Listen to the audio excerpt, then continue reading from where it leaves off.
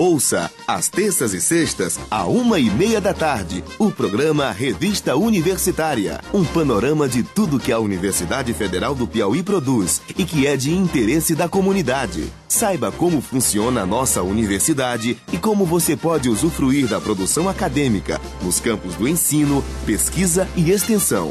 Revista Universitária, a informação para quem pensa o futuro. Em Teresina, 11h24. Começa agora, na sua 96,7, Universitária Esportiva. Tudo sobre o mundo dos esportes, com destaque para o esporte amador. No ar, Universitária Esportiva.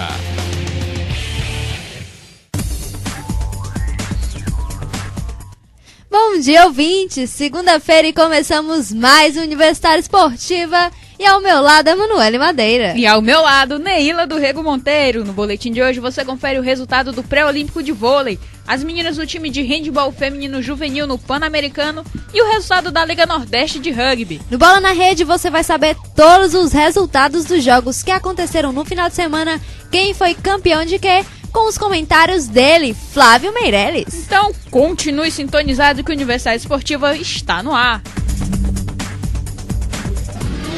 Universitária Esportiva.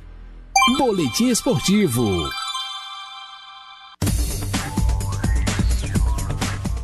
E a seleção brasileira feminina de vôlei finalmente está garantida em Londres. Após deixarem a vaga escapar na Copa do Mundo da modalidade, quando foram apenas as quintas colocadas e não alcançaram uma das 3 vagas cedidas, as comandadas de Zé Roberto não perderam um jogo sequer no pré-olímpico. E assim como fizeram com a Venezuela na semi, arrasaram o Peru por 3-0 e garantiram a conquista da vaga para os jogos. Contando com um adversário nervoso e errando muito, foram 19 pontos brasileiros ganhos no erro das peruanas durante o jogo. Com o resultado, a seleção brasileira garantiu presença nos Jogos Olímpicos de Londres. Já o Peru terá no pré-olímpico mundial disputado no Japão a última chance de conquistar uma das 3 vagas para os Jogos. Como presente para o aniversário de 70 anos de Frank Williams, fundador e dirigente da Williams, Pastor Maldonado trouxe uma vitória para a equipe britânica e encerrou um jejum de 8 anos sem vitória da escuderia. O último triunfo do time havia sido em 2004 com outro piloto sul-americano, colombiano Juan Pablo Montoya. Ele se tornou o primeiro piloto venezuelano a conseguir uma vitória na Fórmula 1. Na segunda posição ficou o espanhol Fernando Alonso da Ferrari, que chegou a ficar na liderança logo na largada e disputou o lugar mais alto do pódio com Maldonado até as últimas voltas. Fechando o pódio veio o finlandês Kimi Räikkönen da Lotus. Romain Grosjean, companheiro de Kimi na Lotus, cruzou em quarto. Com a vitória, Pastor Maldonado chega aos 29 pontos e assume a 9ª colocação no Mundial. Já Alonso, segundo colocado na corrida, segue logo atrás do líder do campeonato, Sebastian Vettel, com os mesmos 61 pontos do alemão. Lewis Hamilton vem em terceiro com 53. Os brasileiros mais uma vez não tiveram bom desempenho. Felipe Massa da Ferrari, que havia largado em 16º, chegou a ganhar 5 posições logo na largada. Mas o brasileiro ignorou uma bandeira amarela e, juntamente com Sebastian Vettel, foi punida com a passagem pelos boxes. Com isso, o piloto da Ferrari acabou a prova somente na 15ª posição, uma volta atrás dos líderes. Na volta 13, Michael Schumacher da Mercedes errou e se envolveu em uma batida com Bruno Senna da Williams. O brasileiro conseguiu retornar à pista e parou nos boxes para trocar o pneu que ficou furado após a colisão, mas acabou abandonando enquanto que o alemão sequer conseguiu voltar à corrida. O incidente aconteceu após uma tentativa de ultrapassagem do piloto da Mercedes.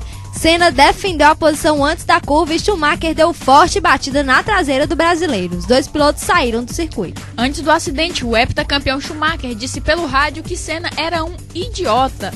E o alemão foi punido com a perda de 5 posições no grid de largada do GP de Mônaco, que será realizado no próximo dia 27.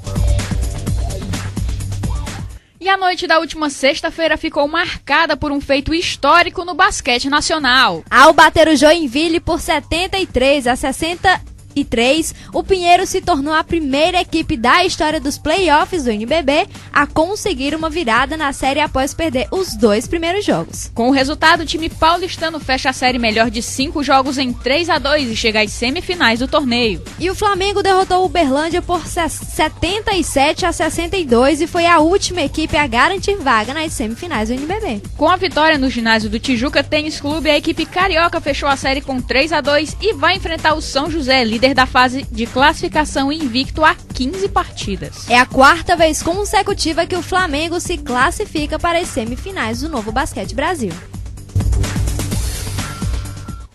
Não foi desta vez que Tomás Bellucci afastou a má fase que o assombra em 2012.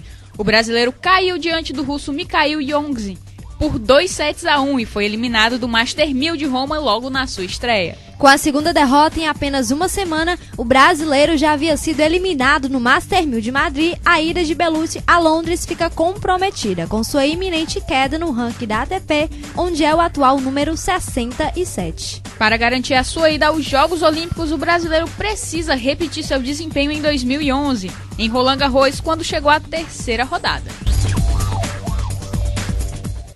E o ponteiro Giba deixou o vôlei nacional e vai jogar na Argentina. O jogador assinou com o Dream Bolívar, equipe treinada pelo técnico Javier Weber, mesmo comandante da seleção argentina de vôlei. Giba vinha sofrendo com uma lesão na tíbia da perna esquerda, a qual havia fraturado na Copa do Mundo do ano passado, e não vai participar com a seleção brasileira da Liga Mundial entre os dias 18 e 20 de maio. Apesar de não participar dos confrontos iniciais, o ponteiro está junto com seus companheiros em Saquarema e é esperado para participar das decisões do torneio. Giba já tem experiência no vôlei internacional, com passagens pela Itália e Rússia. Em 2009, o atleta voltou para vestir a camisa do Pinheiros. Em 2011, ele trocou o clube paulistano pelo Cimed Sky de Florianópolis, mas sequer conseguiu entrar em quadra pela equipe.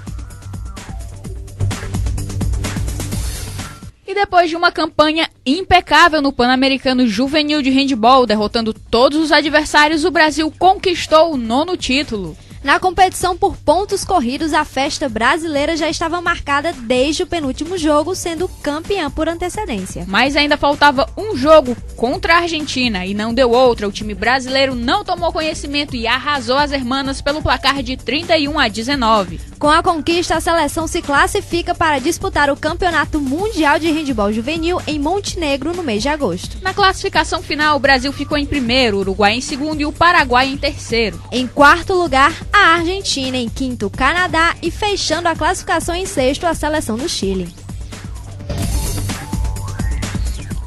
Na noite do último sábado, teve a decisão do Grupo Norte do Campeonato Nordeste de Rugby em rodada dupla. Os confrontos foram abertos por uma demonstração na modalidade Sevens dos times femininos do UFP Rugby e um misto de jogadores do Ceará e do Maranhão, com vitória das meninas do UFP Rugby com 3-0. Mas dando continuidade às finais do campeonato, o Piauí Rugby Centuriões deram início à disputa do terceiro lugar.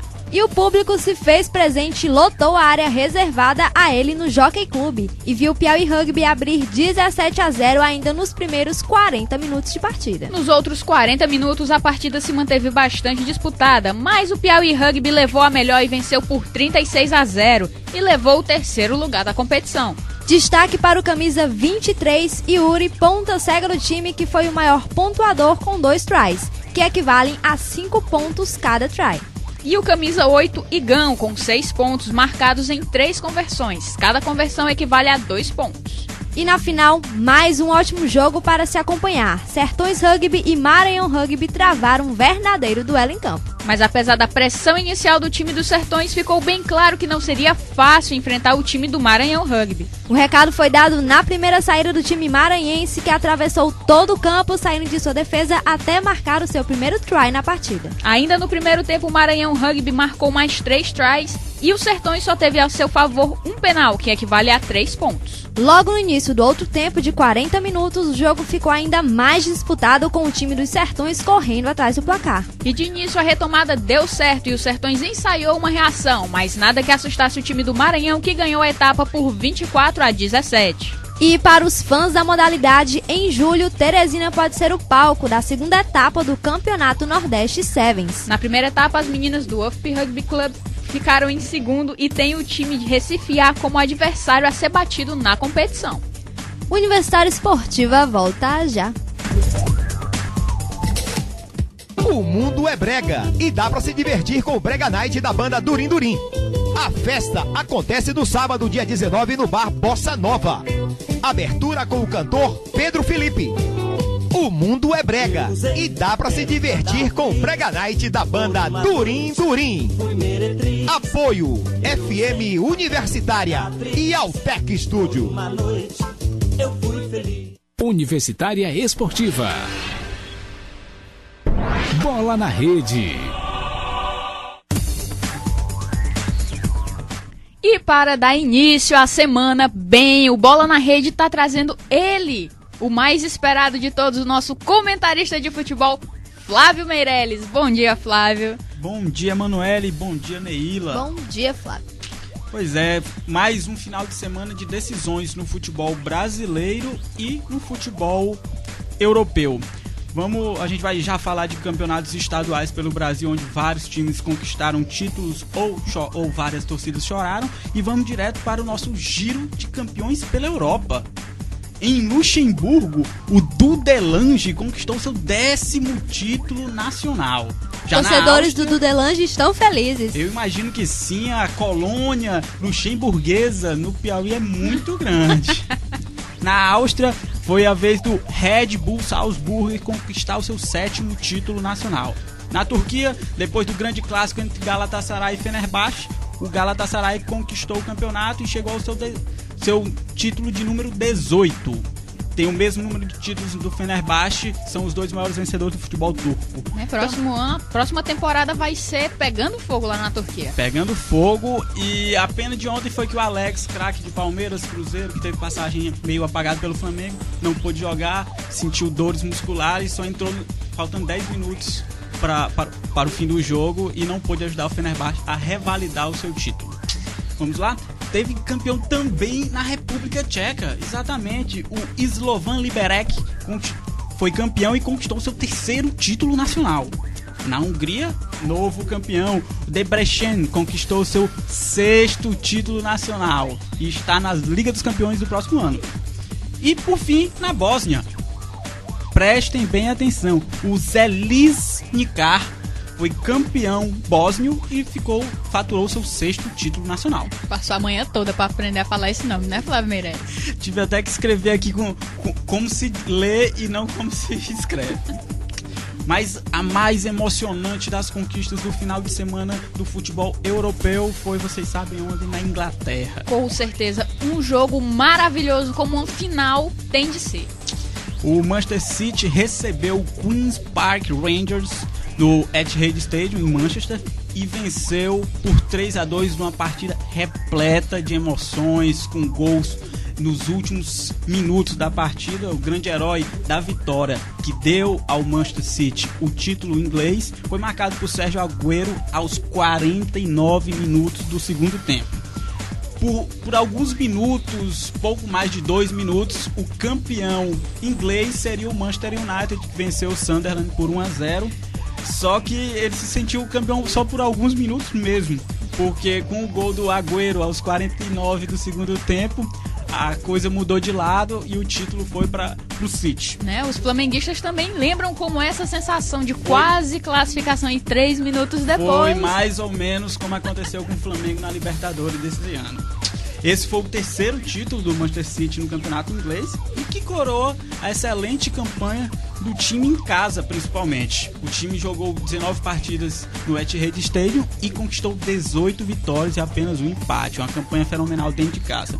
E também valeu as 2 vitórias sobre o Manchester United durante o campeonato. Foram decisivas. E a entrada do Balotelli também foi crucial para esse resultado. Inclusive, todo mundo reclamou muito da entrada do Balotelli, não da entrada do Balotelli, aliás. Reclamou da saída do Tevez, porque o Manchester City estava naquele abafo, mas o Balotelli serviu o Agüero, foi dos pés do Balotelli o passe para o Agüero ter a frieza de driblar o zagueiro dentro da área, faltando 30 segundos para acabar o jogo e bater de forma inapelável. Grande temporada do argentino, sua primeira temporada no campeonato inglês no Manchester City. E o título do Manchester City coroa um investimento grandioso da diretoria do clube. E você pode esperar, na temporada 2012-2013, o Manchester City será mais forte ainda. Reforços, Flávio Meirelles? Já tem um reforço, aliás, os reforços, ainda não há reforços definidos, mas há muitas especulações. Inclusive, hoje, o melhor jogador de futebol francês na atualidade, que é o Hazard, que é um jogador do Lille, terceiro colocado do campeonato francês, ele já disse que não permanece no Lille para a próxima temporada. E ele é sempre muito especulado em times da Inglaterra, entre eles o Manchester City. Pode ser que o Hazard venha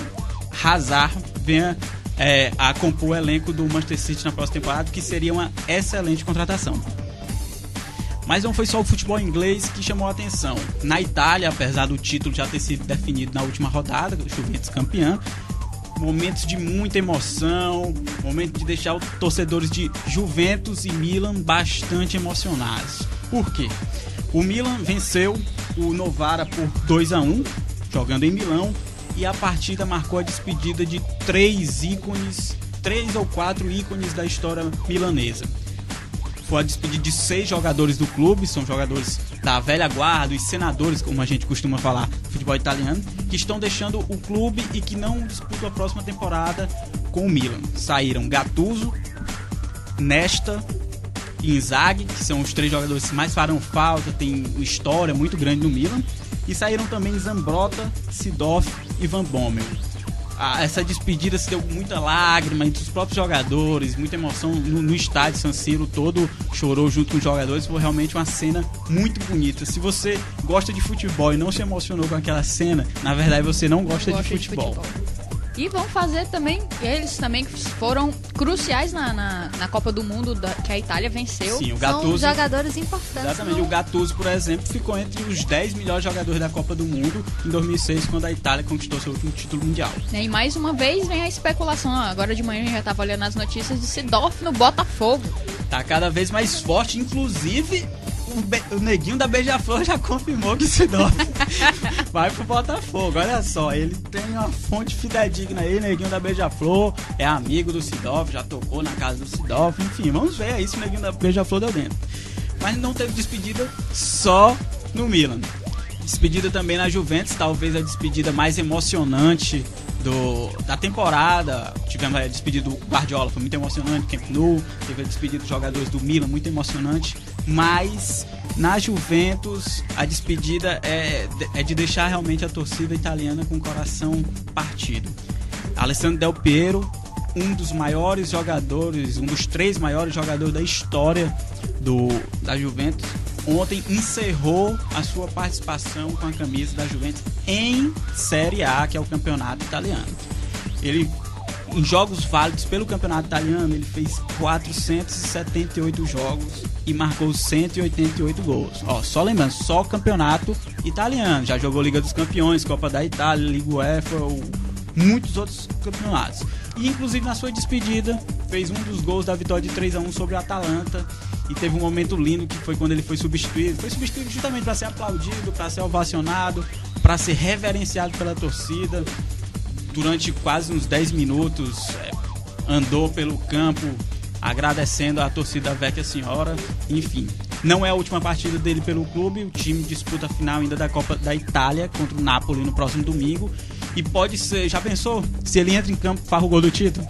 Pode isso seria ser. Uma despedida. Isso realmente uma despedida épica, coisa pra ficar na memória e pra fazer um filme. A carreira do Del Piero, aliás, que é um exemplo. Quem não jogou, nem que se fosse no videogame, não colocasse Del Piero no seu time, não tinha um bom time. E foi outro jogador que foi muito importante na conquista da Itália na Copa de 2006, marcou aquele gol que vocês lembram da prorrogação contra a Alemanha, um golaço, inclusive. É um jogador que está marcado não só na história da Juventus, como na história do futebol italiano e do futebol mundial.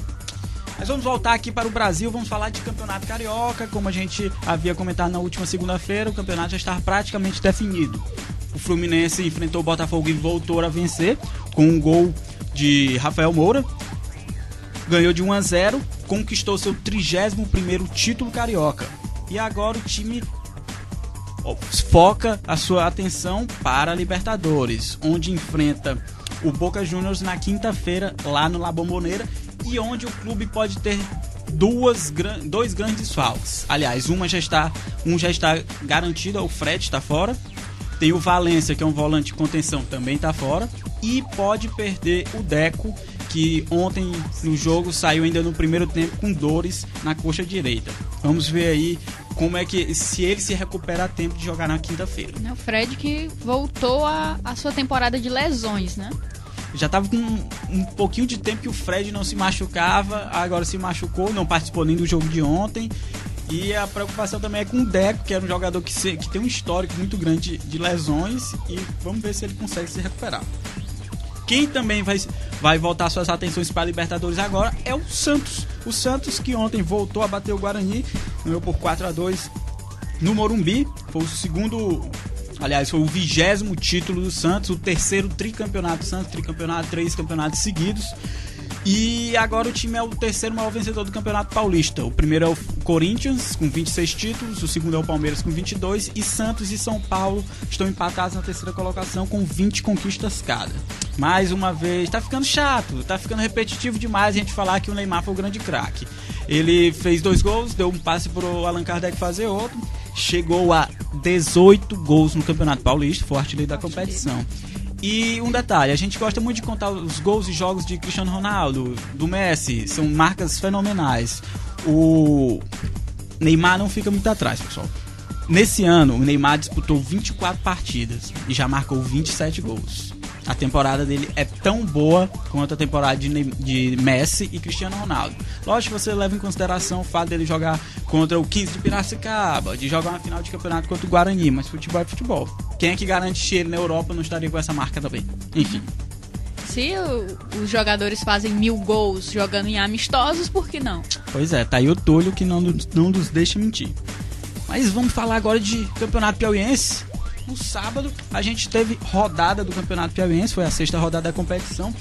E muita coisa mudou aí na tabela de classificação. Resultados importantes, hein, pro campeonato daqui pra frente. E desfalques muito importantes para a próxima rodada. Exatamente. Na ronda aí dos jogos, o Caiçara recebeu o Piauí no Deus Dete Melo, empatou em 1-1. O Comercial recebeu o Parnaíba jogando em Capitão de Campos, venceu por 3-0 e é o novo líder do Campeonato Piauiense. O Flamengo bateu o Picos por 3-1 no Lindolfo Monteiro. E o 4 de julho perdeu a sua invencibilidade, sendo derrotado para o River por 2-1 na Arena Itacoatiara com um gol nos acréscimos. Como é que está o Campeonato Piauiense agora? Comercial, 4 de julho e Parnaíba estão empatados em número de pontos na primeira colocação. Todos com 13 pontos. Só que o líder do campeonato é o Comercial por conta do saldo de gols. Os times têm o mesmo número de vitórias, o mesmo número de pontos, então o que define é o saldo de gols. O Comercial tem 10 gols de saldo, é o primeiro. O 4 de julho tem 8 gols de saldo, é o segundo. E o Parnaíba tem 6 gols de saldo, é o terceiro. Fecha aí o G4, que são os clubes que passariam para a próxima fase se o campeonato terminasse hoje. O Flamengo, que tem 10 pontos. Segue a classificação, River com 9, Picos com 3, Caiçara com 3 e Piauí com 2 pontos. Inclusive, no sábado a gente teve um momento diferente, inusitado no Campeonato Piauiense. O Vando Santos, treinador do Piauí, havia sido inscrito na sexta-feira como jogador do Piauí, foi inscrito junto à CBF, apareceu no boletim informativo diário da CBF e no sábado jogou como titular no meio de campo do Piauí, num empate contra o Caiçara.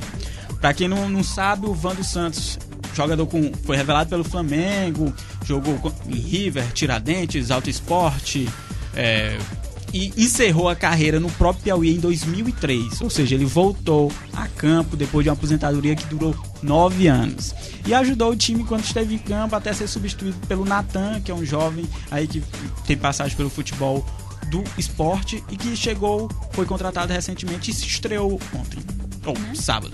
Nós tínhamos conversado com ele na última partida do Piauí e perguntamos a respeito dessa questão de reforços para o time.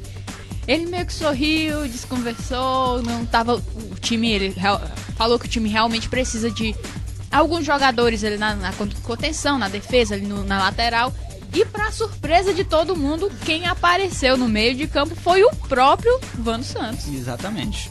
Agora nós teremos rodadas do Campeonato Piauiense na quarta, a gente não vamos, meu povo. Nós vamos ter rodada do Campeonato Piauiense, a 7ª rodada da competição, que fecha esse primeiro turno.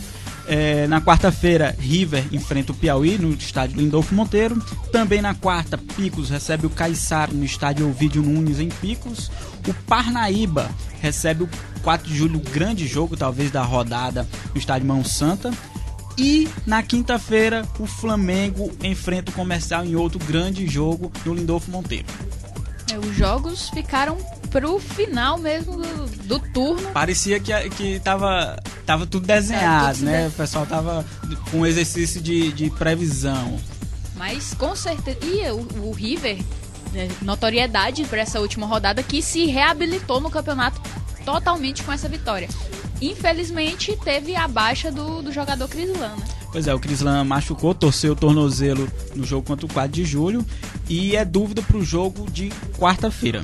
O River, inclusive, e aí, o engraçado dessa rodada do Campeonato Piauiense é que haviam 2 equipes invictas e agora não há mais nenhum time invicto. O 4 de julho foi derrotado pelo River e o Parnaíba foi derrotado pelo Comercial. O campeonato tá bem emocionante.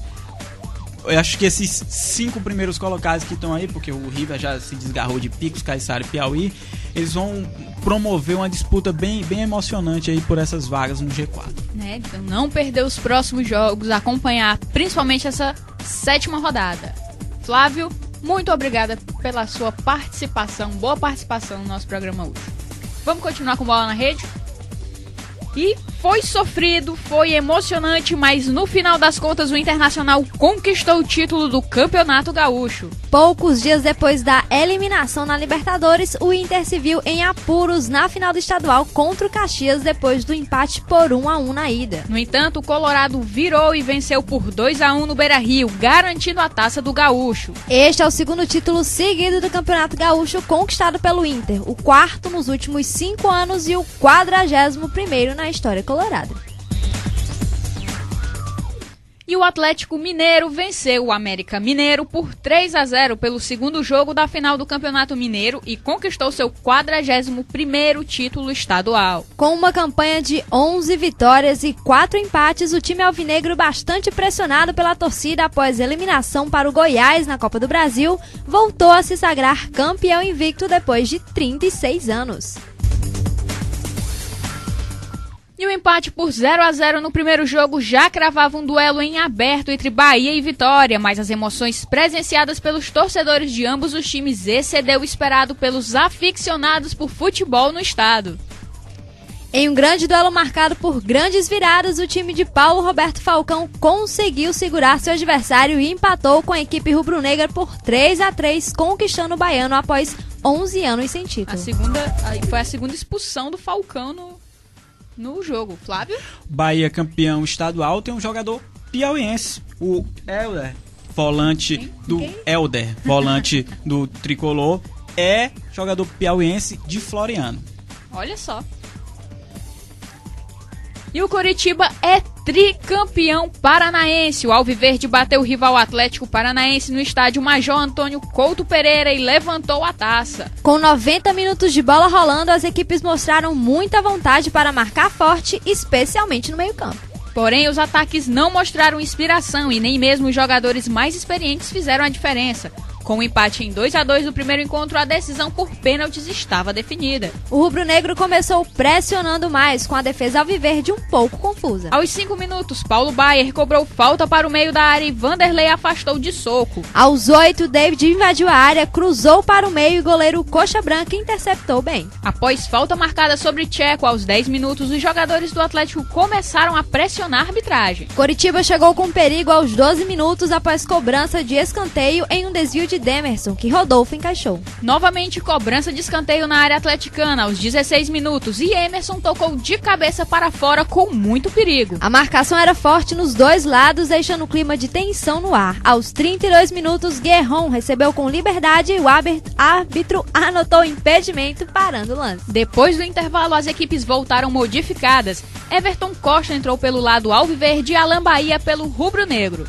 Com a bola rolando, a briga no meio-campo seguia com muita marcação e pouca criatividade dos ataques. A tensão só aumentava com o árbitro sendo pressionado. Aos 12 minutos, Everton Costa recebeu na área de costas para o gol e não conseguiu o último toque para tirar o goleiro. Aos 14 minutos, o primeiro chute a gol da segunda etapa com Rafinha, que parou nas mãos de Rodolfo. Cobrança de escanteio na área coxa branca. Aos 18 minutos, ninguém desviou e Vanderlei deixou a meta com os pés para afastar. Aos 38 minutos, Alan Bahia cobrou falta pela linha de fundo. O jogo rumava para a cobrança de pênaltis após 90 minutos de pouca inspiração. Roberto balançou as redes aos 44 minutos, mas o impedimento estava novamente marcado. Decisões nas penalidades. Alan Bahia começou as cobranças pelo lado do Furacão. Vanderlei defendeu, mas a bola entrou na sequência. Lincoln pelo alviverde balançou as redes com tranquilidade. David também bateu bem e fez para o Atlético. Roberto deixou tudo igual. O Zezinho deixou a bola de um lado, o goleiro de outro. Júnior Urso fez a torcida coxa suar frio ao tomar pouca distância e bater no mesmo lado que caiu o goleiro. Bola na rede, o equatoriano Guerron, um dos destaques da temporada, parou em Vanderlei. Everton Costa marcou o dele com categoria. O uruguaio Ligueira não desperdiçou a última cobrança. E o título ficou nos pés de Everton Ribeiro, que ainda acertou a trave antes de ver a bola entrar.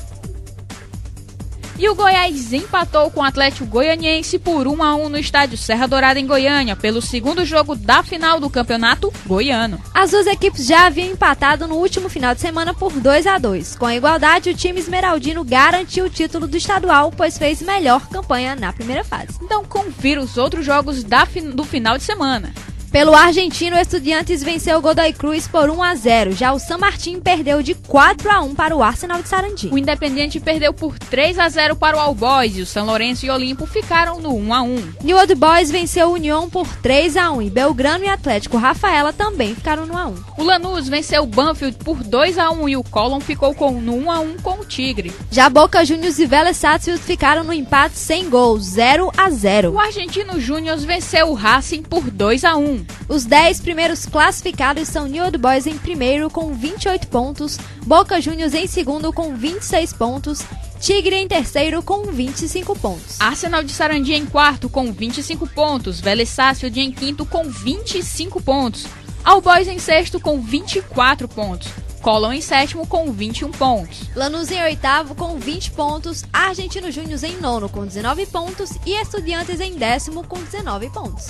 E no português, o Gil Vicente derrotou por 3-1 o Feirense. O União de Leiria perdeu por 3-2 do Nacional de Madeira. O Vitória de Setúbal também foi derrotado, perdeu por 3-1 do Benfica. E o Acadêmica venceu o Vitória de Guimarães por 2-1. E o Porto goleou o Rio Ave por 5-2. Já o Marítimo e Paços de Ferreira ficaram no 1-1. O Beira-Mar foi derrotado pelo Olhanense por 2-1. Já o Sporting derrotou o Braga por 3-2. O Porto já tinha sido declarado campeão da competição e assim ficou a classificação.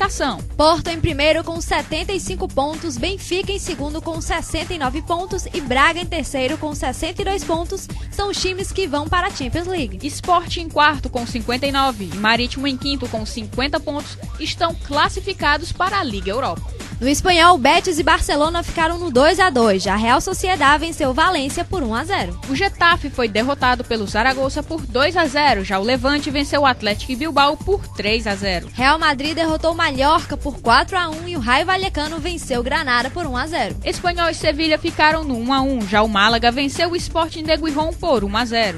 E o Vila Real perdeu para o Atlético de Madrid por 1-0. Já o Racing foi derrotado por 4-2 pelo Osasuna. O Real Madrid também já tinha sido declarado campeão da temporada e assim terminou a classificação. Real Madrid, Barcelona, Valência e Málaga são os times que vão para a Champions League. Atlético de Madrid e Levante são os dois que vão para a Liga Europa. Universitário Esportiva volta já.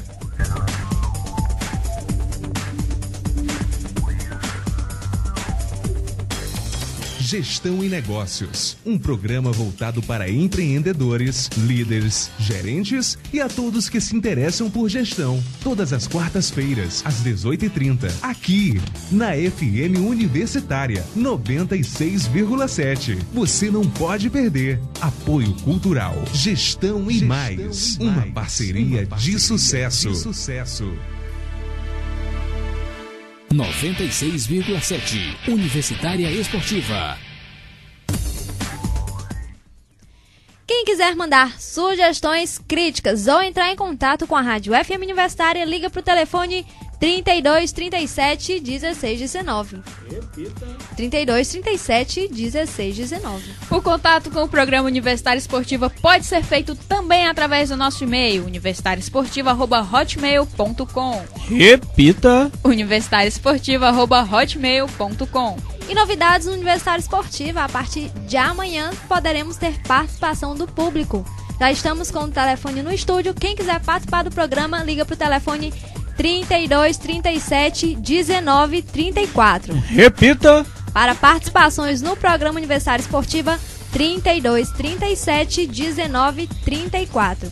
Infelizmente, a Universitário Esportiva de hoje chegou ao fim. O programa foi apresentado por ela, Emanuele Madeira. E ela, Neila do Rego Monteiro, com a participação dele, Flávio Meirelles. O programa é uma realização da FM Universitária 96,7. Direção-geral do professor Paulo Vilhena, trabalhos técnicos de Ricardo Souza, redação de Anne Beatriz e produção de Naira Macedo. E os abraços de hoje vão para Ana Cristina Carvalho, que escuta a gente fielmente todo dia, e o nosso amigo Chico Filho. E o telefone já está tocando. Muito obrigada pela participação. Amanhã a Universitária Esportiva está de volta na segunda... E na FM Universitária 96,7. Muito obrigada pela audiência e continuem com a nossa programação. Em Brasília, meio-dia.